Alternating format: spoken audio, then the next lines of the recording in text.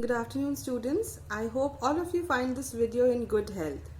So, the sole purpose of shooting this video is to make you all understand about how exactly to draft a good job application cover letter. To make this topic simpler, we will be categorizing this video into 4 simpler parts. The first one will cover what exactly is a cover letter. The second part is why do we need a cover letter. The third part would be dealing with how exactly to draft a good cover letter. And finally, in the fourth section, we will be discussing all the do's and don'ts of writing a good cover letter. So let's begin. So first of all, what exactly is a cover letter? Okay, so a cover letter is basically a supplement to your resume. So when I say it is a supplement, it should not be replicating the very same keywords that your resume has.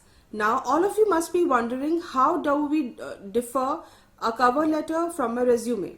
Well, a resume basically consists of all the facts of your professional background, whereas the cover letter consists of all the keywords or the highlights of your professional background. That is, the cover letter adds more of the personality to your resume. All of you must be wondering, where do we write this cover letter? Well, when we are sending our resume through an attachment in the email body is where we write our cover letter. The cover letter should be a summarized version of our professional background, and it must showcase how exactly do we fit in the required position. The cover letter should not be more than 250 to 400 words and must emphasize the kind of persona that you have and how exactly would you be a right fit to the current position of that company. So now many of you must be wondering, why do we need to write a cover letter?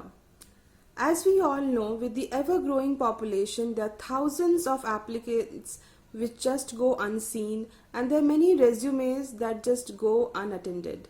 So, if at all your cover letter can drag your hiring manager to go through your resume, you have struck the right chord. Many of you must be thinking by now that my resume says everything, so why should I write a cover letter? Why not just a please find attached in the email body and then go attaching the resume? Well, this is not a good first impression to make. Always remember that your cover letter is the first impression that your hiring manager is going to get. So make that a good one. If at all you know how to emphasize on your strengths, how to emphasize on your key skills, and how to produce them in a good manner, that too in a summarized paragraph, your work is done. You do not need to be a very good writer for doing that, right? All of you must be knowing your strengths and your achievements and then putting up all these things into a summarized paragraph that shows your eagerness to get the job and how good you are going to fit in that position. Will just do the right thing. By now, all of us must have understood the advantages of a good cover letter. So now let us discuss the basic format which can get us the desired results. So any cover letter, it starts with greeting the hiring manager. Okay, so if at all you know who the hiring manager is, make it tailor-made. The manager would obviously think that you have customized the mail for him or her. That would really boost his ego. So never indulge into writing to whomever it may concern. If you do not know the name, you can write dear hiring manager or whatever is mentioned in the job application or the job advertisement. Your opening paragraph should talk about your 2 to 3 top achievements that you have made in your professional life. The second paragraph must talk about how exactly you are the best suited candidate for the given job.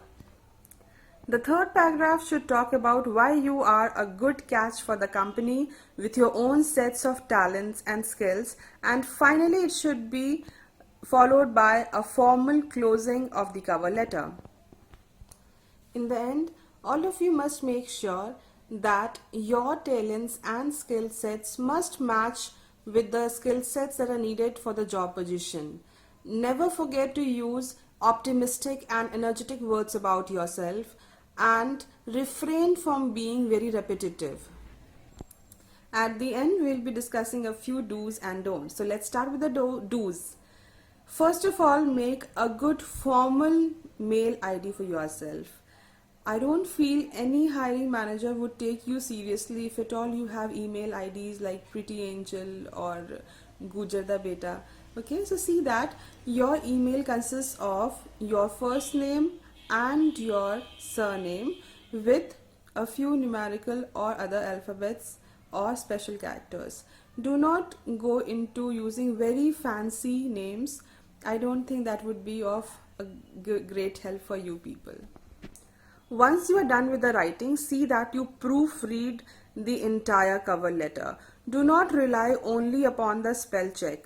Please see that you do not make any spelling mistakes, and even grammatical mistakes are a total no-no. If at all you do not find your own mistakes, ask somebody else who can help you with that, and see that finally you have got a good one. Now a few don'ts. Do not overuse the word I.